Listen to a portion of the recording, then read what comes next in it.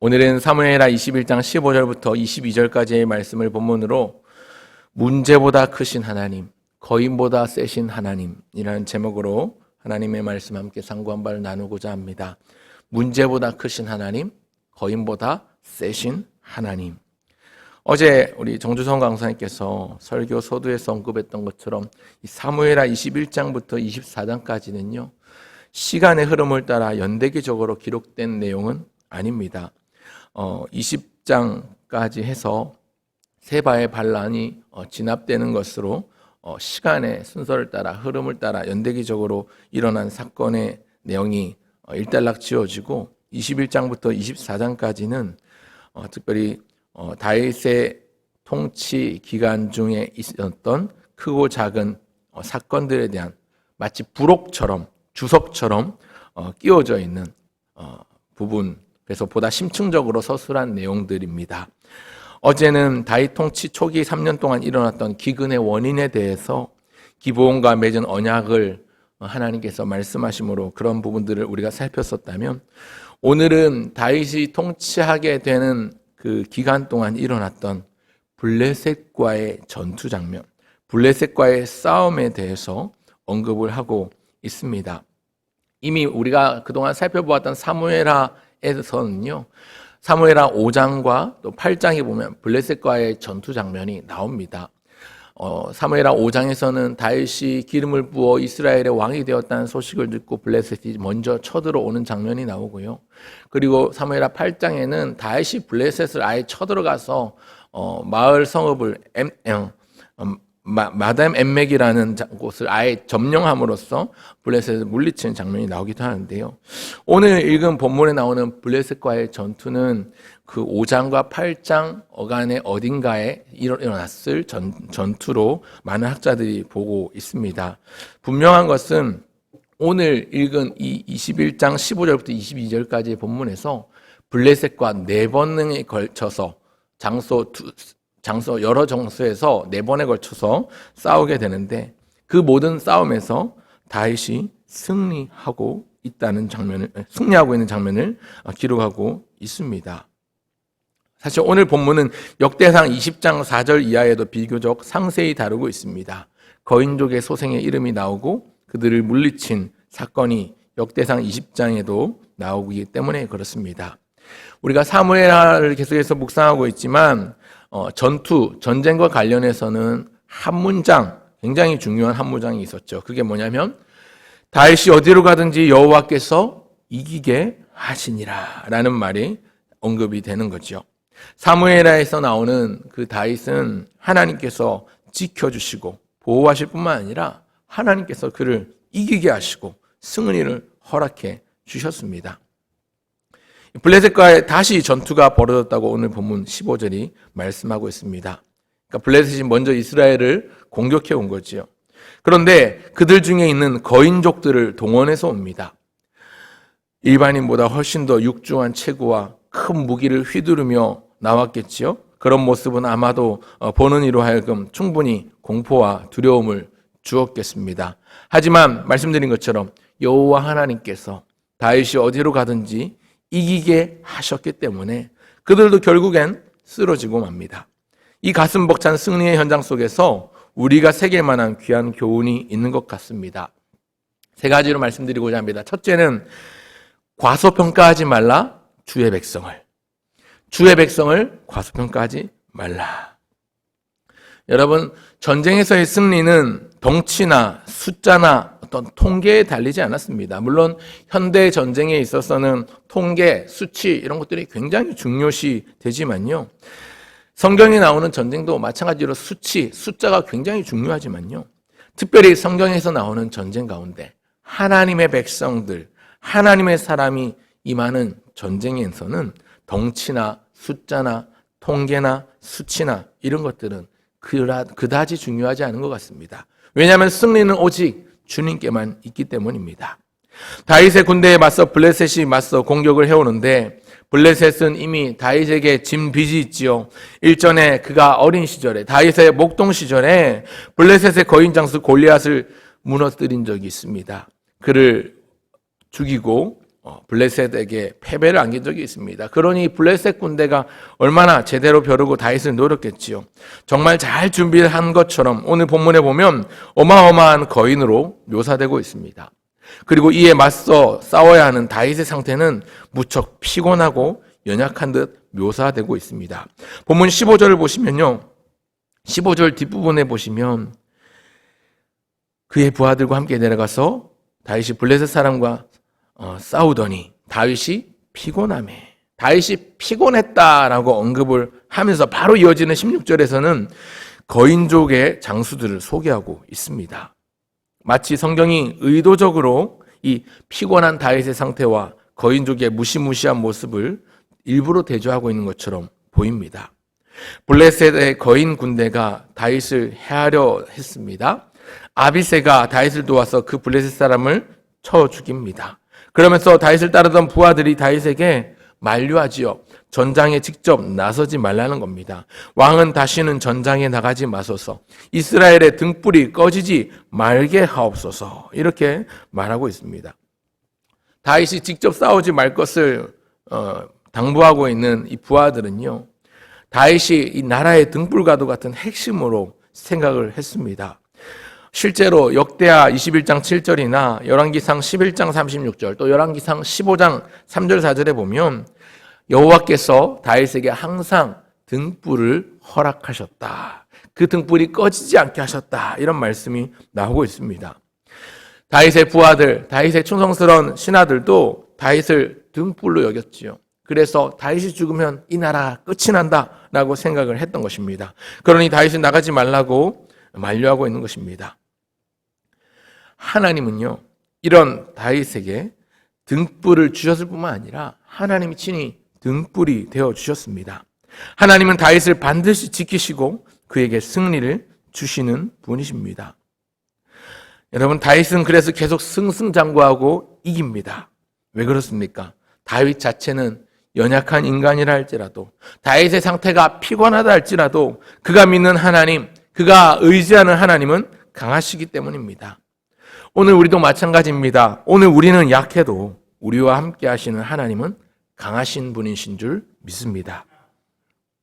전지전능하신 하나님, 그분이 우리의 보호자가 되시고 우리의 동행자가 되시고 우리와 함께 하시는, 우리의 친히 함께 하시는 하나님 되십니다. 여러분, 간혹 우리 자신이 초라해 보이거나 우리를 누군가는 얕잡아 볼 때가 있지요. 그래도 주눅들지 않아도 됩니다.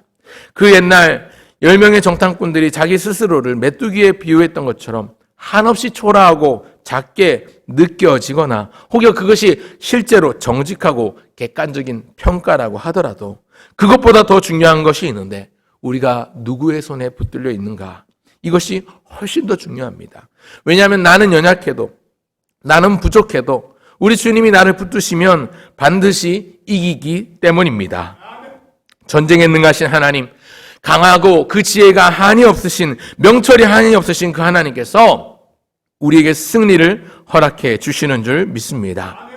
우리가 해야 될 일은 우리가 하나님 편에 서는 것입니다. 우리가 하나님 편에 서면 절대로 패배하지 않습니다. 당연히 또 기꺼이 압도적으로 이길 수 있습니다. 함께 하시는 주님의 약속을 붙들고 용기를 내시는 저와 여러분 모두가 되시기를 주님의 이름으로 축원합니다. 그런가 하면 둘째는요, 첫째가 과소평가하지 말라 하나님의 백성을, 둘째는요, 과대평가하지 말라 세상을 과대평가하지 말라는 것입니다. 오늘 본문 18절 이후에도 보면요, 그 후에도 계속해서 블레셋 사람과 전쟁을 합니다. 18절에 보면 곱에서 전쟁하고 19절에서 또 다시 같은 장소인 곱에서 전쟁을 하고, 그리고 이제 또 나중에 베들레헴 앞에서 또 그 베들레헴 사람들과 전쟁을 하고요. 또 20절에 보면 가드에서 전쟁을 하고요. 이런 여러 가지 전쟁이 계속해서 이어지는 것을 볼 수가 있는데, 이 18절 이후에도 다윗의 충성스러운 부하들이 용감히 싸워서 블레셋의 거인을 물리치는 모습을 묘사하고 있습니다. 이 18절 이후에는 다윗이 직접 싸운다기보단 다윗의 부하들이 싸워서 블레셋 군대를 무너뜨리는 장면이 나옵니다. 그래서 마지막에 결론 짓기를 뭐라고 결론 짓냐면 22절에 보시면 이 네 사람 가드의 거인족의 소생이 다윗의 손과 그의 부하들의 손에 다 넘어졌더라. 하나님 편에 섰던 다윗과 그를 따르던 그의 부하들에게 하나님은 승리할 수 있는 힘을 주셨고 승리를 주셨습니다. 우리 앞에 닥쳐오는 세상과 세상 가치의 공격들은 우리를 너무나도 두렵게 합니다. 무섭게 합니다. 위협합니다. 거대한 파도처럼 무섭기도 하고 도무지 건너지 못할 것 같이 깊은 바다처럼 막막하기도 하고 또 엄청나게 큰 험준한 협곡, 깊은 어둠의 골짜기처럼 발을 내디는 것조차 힘들어 보이기조차 합니다. 하지만 아무리 세상이 거대해 보여도요, 하나님의 백성을 향해 그렇게 무섭게 덤벼드는 것처럼 보여도요, 결코 하나님과 하나님의 백성을 무너뜨릴 수 없고 쓰러뜨릴 수 없음을 사무엘하 21장이 보여주고 있습니다. 왜 그러냐면 하나님의 언약 때문입니다. 하나님의 약속 때문입니다. 사무엘하 21장에서 언급되는 큰 주제는 언약입니다. 전반부에서 어제 정주성 강사님이 말씀해 주셨던, 전해 주셨던 그 기브온과 맺었던 언약 때문에 이스라엘 다윗이 통치하고 왕이 오르자 3년 동안 기근이 임했던 게 기브온과 맺었던 언약 때문인데, 이 후반부에 블레셋과의 전쟁에서 다윗이 어디로 가든지 승리하게 하실 뿐만 아니라 블레셋 군대와 4번에 걸쳐서 전쟁을 하게 되는데 이 4번을 다 모두 다 승리한 것도 하나님의 언약 때문입니다. 자기 백성을 지키시겠다가 약속하신 그 하나님이 가장 강하시다는 거죠. 세상이 강하지만 우리 주님은 더 강하십니다. 무서운 거인족들이 다윗의 부하들에게 꼼짝없이 쓰러지고요, 패배합니다.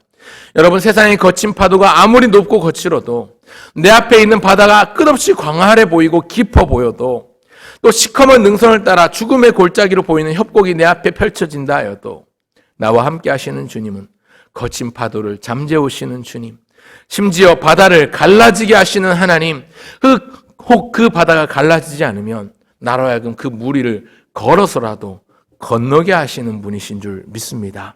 모든 험준한 골짜기를 메우고도 남는 전능하신 하나님이 우리의 보호자가 되시고, 그 전능하신 승리 하나님이 우리의 아버지 되심을 기억하면서 주님께서 반드시 내가 너와 함께 하겠다 하셨던 그 약속을 붙잡으시는 우리 모두가 되면 좋겠습니다. 그런가 하면 마지막 셋째, 그렇기 때문에 믿음으로 용기 내 맞서 싸우라는 것입니다. 믿음으로 용기를 내서 맞서 싸우라. 여러분, 하나님의 강하심, 하나님의 승리를 맛보고자 한다면 싸움터로, 전장으로 나가야 합니다. 겁먹고 지레 움츠러들면 주님의 승리를 경험할 수가 없습니다. 하나님의 능력을 체험할 수가 없습니다. 사무엘하 21장에서 다윗은 자기 부하들과 함께 승리를 일궈내지요. 형세를 볼 때는 어려운 상황, 이기기 힘든 상황이었을 텐데 그럼에도 불구하고 이겼습니다. 왜 그럴까요? 여러분, 하나님의 나라는 항상 하나님이 함께 일하시는 나라입니다. 개인으로 끝나지 않고 함께 싸우게 하시고 함께 싸워주시는 승리를 주십니다. 우리 하나님은요, 나 혼자서가 아니라 우리로 일하시기를 기뻐하세요.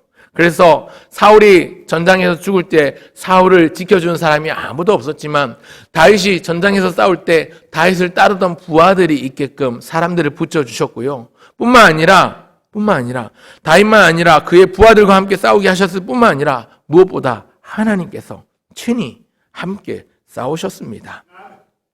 이 사무엘하 21장에 나오는 그 다윗의 부하들을 보면요, 사실 이 부하들은요, 다윗이 사울 왕에게 쫓기던 때에 아둘람 굴에 몸을 피해 있을 때에 함께 했던 빚진 자들, 마음이 상한 자, 원통한 자들입니다.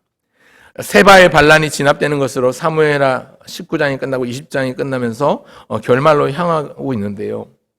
당시 사회적으로 나고자라고 할 만한 사람들이 모여서 다윗을 도와서 그 나라, 그 왕국의 핵심 자리를 차지해 가는 것을 보면서 사회적으로 나고자라고 할 만한 사람들이 하나님의 나라를 이루어가는 귀한 일꾼으로 쓰임받는다는 것도 우리가 교훈을 받을 수 있습니다. 아둘람 공동체에서부터 다윗과 함께했던, 다윗을 따랐던 그 사람들, 오늘 우리로 빗대어 비교한다면 우리가 바로 하나님 나라의 이러한 연약한 자들이 아니겠습니까? 하나님은 홀로 충분히 능히 일하실 수 있지만 우리를 이 일에 동참케 하셨고 그 하나님의 위대한 역사 가운데 한 켠을 장식하도록 그 역사를 우리로 하여금 함께 써내려가게 하십니다. 오늘 본문에 보면 쳐 죽였고 쳐 죽이니 죽였는데 죽이니라. 이 죽였다는 표현이 4번에 걸쳐 나오지요. 17절에 쳐 죽이니, 18절에 쳐 죽였고, 19절에 죽였는데, 21절에 죽이니라. 거인 넷을 물리친 4번의 전쟁에서의 승리, 공통점이 있는데 무엇입니까? 물론 냈다, 거인족과 싸웠다는 공통점이 있죠. 그거 말고도 공통점이 있습니다. 블레셋이 쳐들어올 때마다 두려워하지 않고 움츠러들지 않고 뒷걸음질치지 않고 물러서지 않고 맞서 싸웠다는 것. 두려움과 공포와 마주하며 맞섰습니다.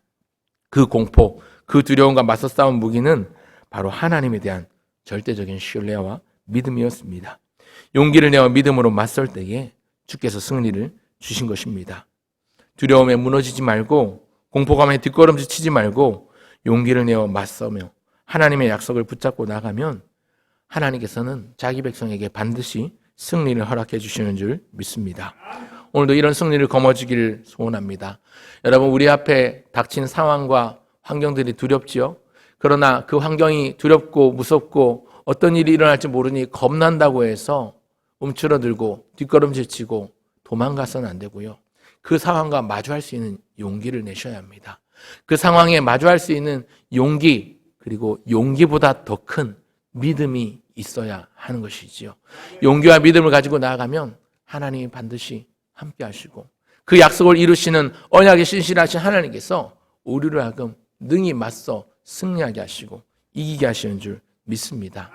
다윗에게 이스라엘의 등불이 되게 하셨다면 오늘 세상 앞에 선 우리가 어두운 세상 앞에 등불이 되게 하시는 줄 믿고 오늘도 새 하루를 시작하시면 좋겠습니다. 반드시 기억하실 것, 여러분, 하나님의 백성은 거인보다 강합니다.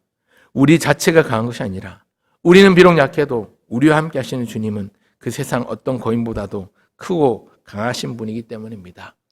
우리 앞에 닥친 문제는 우리 하나님보다 작습니다. 문제보다 크신 하나님, 거인보다 세신 하나님, 그 하나님을 붙잡고 신뢰하며 오늘 이 하루를 믿음으로 시작하시고 하나님의 약속을 붙들고 승리하시는 저와 여러분 모두가 되시기를 주의 이름으로 축원합니다. 기도하겠습니다.